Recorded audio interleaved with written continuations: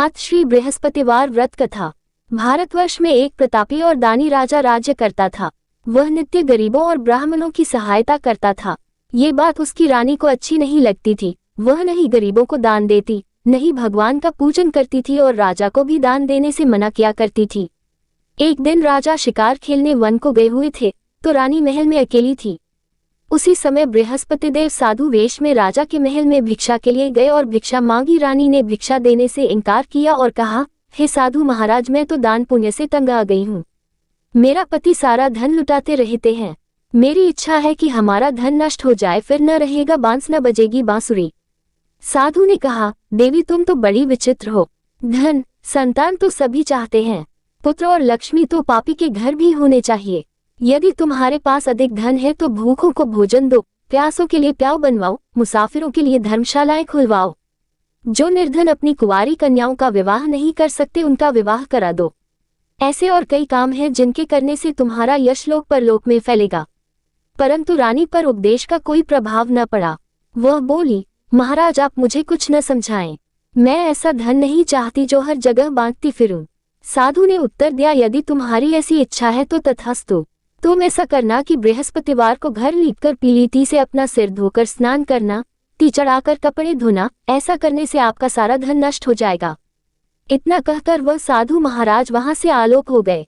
साधु के अनुसार कही बातों को पूरा करते हुए रानी को केवल 3 बृहस्पतिवार ही बीते थे कि उसकी समस्त धन संपत्ति नष्ट हो गई। भोजन के लिए राजा का परिवार तरसने लगा। तब एक दिन राजा ने रानी से बोला कि हे रानी, तुम यहीं रहो, मैं दूसरे देश को जाता हूँ, क्योंकि यहाँ पर सभी लोग मुझे जानते हैं, इसलिए मैं कोई छोटा कार्य नहीं कर सकता। ऐसा कहकर राजा परदेश चला गया। वहां वह जंगल से लकड़ी काटकर लाता और शहर में बेचता। इस तरह वह अपना जीवन व्यतीत करने लगा। इधर राजा के परदेश जाते ही रानी और दासी दुखी रहने लगी। एक बार जब रानी और दासी को 7 दिन तक बिना भोजन के रहना पड़ा, तो रानी ने अपनी दासी से कहा, हे दासी, पास ही के नगर में मेरी बहन रहती है, वह बड़ी धनवान है, तू उसके पास जा और कुछ ले आ, ताकि थोड़ी बहुत गुजर बसर हो जाए। दासी रानी की बहन के पास गई। उस दिन गुरुवार था और रानी की बहन उस समय बृहस्पतिवार व्रत की कथा सुन रही थी। दासी ने रानी की बहन को अपनी रानी का संदेश दिया, लेकिन रानी की बड़ी बहन ने कोई उत्तर नहीं दिया। जब दासी को रानी की बहन से कोई उत्तर नहीं मिला तो वह बहुत दुखी हुई और उसे क्रोध भी आया। दासी ने वापस आकर रानी को सारी बात बता दी। सुनकर रानी ने अपने भाग्य को कोसा। उधर रानी की बहन ने सोचा कि मेरी बहन की दासी आई थी, परंतु मैं उससे नहीं बोली, इससे वह बहुत दुखी हुई होगी। कथा सुनकर और पूजन समाप्त करके वह अपनी बहन के घर आए और कहने लगी, हे बहन, मैं बृहस्पतिवार का व्रत कर रही थी। तुम्हारी दासी मेरे घर आई थी, परंतु जब तक कथा होती है तब तक न तो उठते हैं और न ही बोलते हैं, इसलिए मैं नहीं बोली। कहो दासी क्यों गई थी? रानी बोली, बहन तुमसे क्या छिपाऊं, हमारे घर में खाने तक को अनाज नहीं था। ऐसा कहते कहते रानी की आंखें भर आई। उसने दासी समेत पिछले 7 दिनों से भूखे रहने तक की बात अपनी बहन को विस्तार पूर्वक सुना दी। रानी की बहन बोली, देखो बहन, भगवान बृहस्पतिदेव सबकी मनोकामना को पूर्ण करते हैं। देखो, शायद तुम्हारे घर में अनाज रखा हो। पहले तो रानी को विश्वास नहीं हुआ, पर बहन के आग्रह करने पर उसने अपनी दासी को अंदर भेजा तो उसे सचमुच अनाज से भरा एक घड़ा मिल गया। ये देखकर दासी को बड़ी हैरानी हुई। दासी रानी से कहने लगी, हे रानी, जब हमको भोजन नहीं मिलता तो हम व्रत ही तो करते हैं, इसलिए क्यों न इनसे व्रत और कथा की विधि पूछी जाए, ताकि हम भी व्रत कर सकें। तब रानी ने अपनी बहन से बृहस्पतिवार व्रत के बारे में पूछा। उसकी बहन ने बताया, बृहस्पतिवार के व्रत में चने की दाल और मुनक्का से विष्णु भगवान का केले की जड़ में पूजन करें तथा दीपक जलाएं, व्रत कथा सुने और पीला भोजन ही करें। इससे बृहस्पतिदेव प्रसन्न होते हैं। व्रत और पूजन विधि बताकर रानी की बहन अपने घर को लौट गई। 7 दिन के बाद जब गुरुवार आया तो रानी और दासी ने व्रत रखा। घुड़साल में जाकर चना और गुड़ लेकर आई, फिर उससे केले की जड़ तथा विष्णु भगवान का पूजन किया। अब पीला भोजन कहाँ से आए, इस बात को लेकर दोनों बहुत दुखी थे। चूंकि उन्होंने व्रत रखा था, इसलिए बृहस्पतिदेव उनसे प्रसन्न थे, इसलिए वे एक साधारण व्यक्ति का रूप धारण कर 2 थालों में सुंदर पीला भोजन दासी को दे गए। भोजन पाकर दासी प्रसन्न हुई और फिर रानी के साथ मिलकर भोजन ग्रहण किया।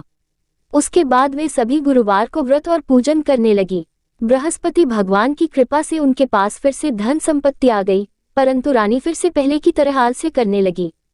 तब दासी बोली, देखो रानी, तुम पहले भी इस प्रकार आलस्य करती थी, तुम्हें धन रखने में कष्ट होता था, इस कारण सभी धन नष्ट हो गया, और अब जब भगवान बृहस्पति की कृपा से धन मिला है तो तुम्हें फिर से आलस्य होता है। रानी को समझाते हुए दासी कहती है कि बड़ी मुसीबतों के बाद हमने ये धन पाया है, इसलिए हमें दान पुण्य करना चाहिए, भूखे मनुष्यों को भोजन कराना चाहिए और धन को शुभ कार्यों में खर्च करना चाहिए, जिससे तुम्हारे कुल का यश बढ़ेगा, स्वर्ग की प्राप्ति होगी और पितृ प्रसन्न होंगे। दासी की बात मानकर रानी अपना धन शुभ कार्यों में खर्च करने लगी, जिससे पूरे नगर में उसका यश फैलने लगा। बृहस्पतिवार व्रत कथा के बाद श्रद्धा के साथ आरती की जानी चाहिए। इसके बाद प्रसाद बांटकर उसे ग्रहण करना चाहिए। एक दिन राजा दुखी होकर जंगल में एक पेड़ के नीचे आसन जमाकर बैठ गया। वह अपनी दशा को याद करके व्याकुल होने लगा। बृहस्पतिवार का दिन था। एकाएक उसने देखा कि निर्जन वन में एक साधु प्रकट हुए। वह साधु वेश में स्वयं बृहस्पति देवता थे। लकड़हारे के सामने आकर बोले, हे लकड़हारे, इस सुनसान जंगल में तू चिंता मग्न क्यों बैठा है? लकड़हारे ने दोनों हाथ जोड़कर प्रणाम किया और उत्तर दिया, महात्मा जी, आप सब कुछ जानते हैं, मैं क्या कहूँ? ये कहकर रोने लगा और साधु को अपनी आत्मकथा सुनाई। महात्मा जी ने कहा, तुम्हारी स्त्री ने बृहस्पति के दिन बृहस्पति भगवान का निरादर किया है, जिसके कारण रुष्ट होकर उन्होंने तुम्हारी ये दशा कर दी। अब तुम चिंता को दूर करके मेरे कहने पर चलो तो तुम्हारे सब कष्ट दूर हो जाएंगे और भगवान पहले से भी अधिक संपत्ति देंगे। तुम बृहस्पति के दिन कथा किया करो। 2 पैसे के चने मुनक्का लाकर उसका प्रसाद बनाओ और शुद्ध जल से लोटे में शक्कर मिलाकर अमृत तैयार करो। कथा के पश्चात अपने सारे परिवार और सुनने वाले प्रेमियों में अमृत व प्रसाद बांटकर आप भी ग्रहण करो। ऐसा करने से भगवान तुम्हारी सब मनोकामनाएं पूरी करेंगे। साधु के ऐसे वचन सुनकर लकड़हारा बोला, हे प्रभु, मुझे लकड़ी बेचकर इतना पैसा नहीं मिलता जिससे भोजन के उपरांत कुछ बचा सकूं। मैंने रात्रि में अपनी स्त्री को व्याकुल देखा है। मेरे पास कुछ भी नहीं जिससे मैं उसकी खबर मंगा सकूं। साधु ने कहा, हे लकड़हारे, तुम किसी बात की चिंता मत करो। बृहस्पति के दिन तुम रोजाना की तरह लकड़ियां लेकर शहर को जाओ। तुमको रोज से दुगुना धन प्राप्त होगा, जिससे तुम भली भांति भोजन कर लोगे तथा बृहस्पति देव की पूजा का सामान भी आ जाएगा। इतना कहकर साधु अंतर्ध्यान हो गए। धीरे धीरे समय व्यतीत होने पर फिर वही बृहस्पतिवार का दिन आया। लकड़हारा जंगल से लकड़ी काटकर किसी शहर में बेचने गया। उसे उस दिन और दिन से अधिक पैसा मिला। राजा ने चना गुड़ आदि लाकर गुरुवार का व्रत किया। उस दिन से उसके सभी क्लेश दूर हुए, परंतु जब दोबारा गुरुवार का दिन आया तो बृहस्पतिवार का व्रत करना भूल गया। इस कारण बृहस्पति भगवान नाराज हो गए। उस दिन उस नगर के राजा ने विशाल यज्ञ का आयोजन किया तथा शहर में ये घोषणा करा दी कि कोई भी मनुष्य अपने घर में भोजन न बनावे, न आग जलावे, समस्त जनता मेरे यहाँ भोजन करने आवे। इस आज्ञा को जो न मानेगा उसे फांसी की सजा दी जाएगी। इस तरह की घोषणा संपूर्ण नगर में करवा दी गई। राजा की आज्ञानुसार शहर के सभी लोग भोजन करने गए, लेकिन लकड़हारा कुछ देर से पहुंचा, इसलिए राजा उसको अपने साथ घर लिवा ले गए और ले जाकर भोजन करा रहे थे तो रानी की दृष्टि उस खूंटी पर पड़ी जिस पर उसका हार लटका हुआ था। वह वहां पर दिखाई नहीं दिया। रानी ने निश्चय किया कि मेरा हार इस मनुष्य ने चुरा लिया है। उसी समय सिपाहियों को बुलाकर उसको कारागार में डलवा दिया। जब लकड़हारा कारागार में पड़ गया और बहुत दुखी होकर विचार करने लगा कि न जाने कौन से पूर्व जन्म के कर्म से मुझे ये दुख प्राप्त हुआ है, और उसी साधु को याद करने लगा जो कि जंगल में मिला था। उसी समय तत्काल बृहस्पतिदेव साधु के रूप में प्रकट हुए और उसकी दशा को देखकर कहने लगे, अरे मूर्ख, तूने बृहस्पतिदेव की कथा नहीं करी, इस कारण तुझे दुख प्राप्त हुआ है। अब चिंता मत कर, बृहस्पतिवार के दिन कारागार के दरवाजे पर 4 पैसे पड़े मिलेंगे। उनसे तू बृहस्पतिदेव की पूजा करना, तेरे सभी कष्ट दूर हो जाएंगे। बृहस्पति के दिन उसे 4 पैसे मिले। लकड़हारे ने कथा कही। उसी रात्रि को बृहस्पतिदेव ने उस नगर के राजा को स्वप्न में कहा, हे राजा, तुमने जिस आदमी को कारागार में बंद कर दिया है वह निर्दोष है। वह राजा है, उसे छोड़ देना। रानी का हार उसी खूंटी पर लटका है। अगर तू ऐसा नहीं करेगा तो मैं तेरे राज्य को नष्ट कर दूंगा।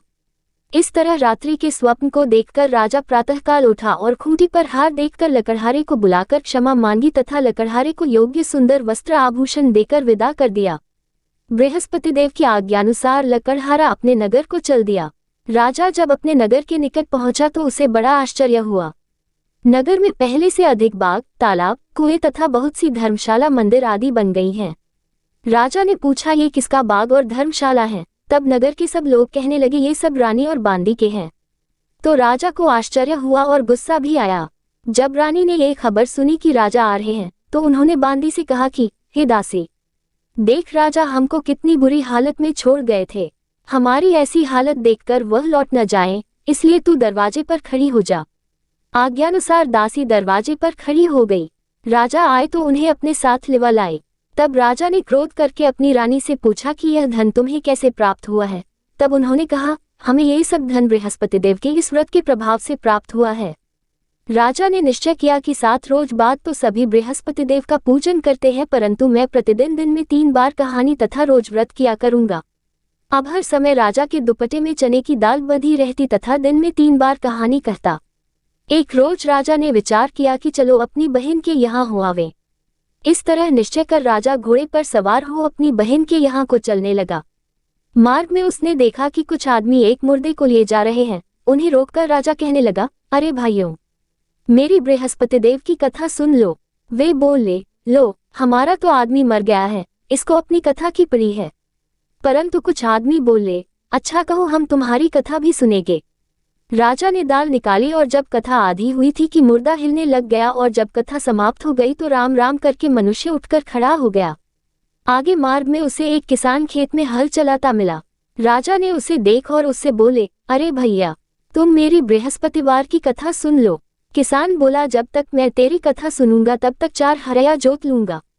जा अपनी कथा किसी और को सुनाना। इस तरह राजा आगे चलने लगा।